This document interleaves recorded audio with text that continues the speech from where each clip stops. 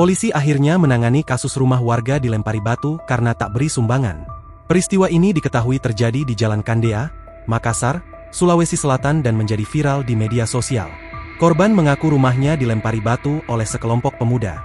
Kini, 4 orang ditangkap polisi.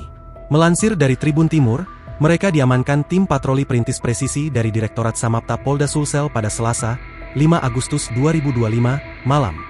Tim patroli dipimpin Aibtu Syamsul Rijal awalnya mendatangi rumah korban bernama Caroline. Saat tiba di lokasi, petugas melihat 4 pemuda sedang nongkrong di sekitar tempat kejadian.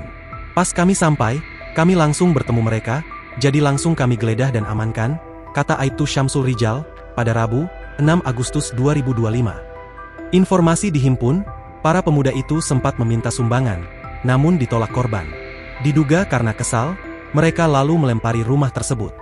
Saat diinterogasi, para pemuda itu membantah melempari rumah Caroline.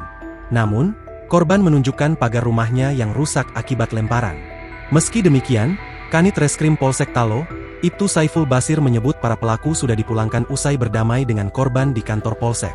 Ada pelakunya, sudah didamaikan.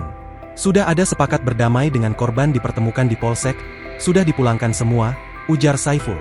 Ia menambahkan bahwa para pemuda telah menandatangani surat pernyataan agar tidak mengulangi perbuatannya yang dianggap mengganggu ketertiban masyarakat. Kalau mereka berbuat lagi, akan diamankan kembali. Itu mereka mengumpulkan dana untuk renovasi jembatan, mengecat jelang perayaan 17 Agustus. Tambahnya, melansir dari Kompas.com.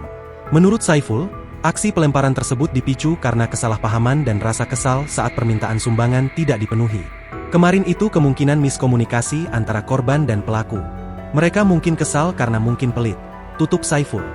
Download Tribun X sekarang, menghadirkan lokal menjadi Indonesia.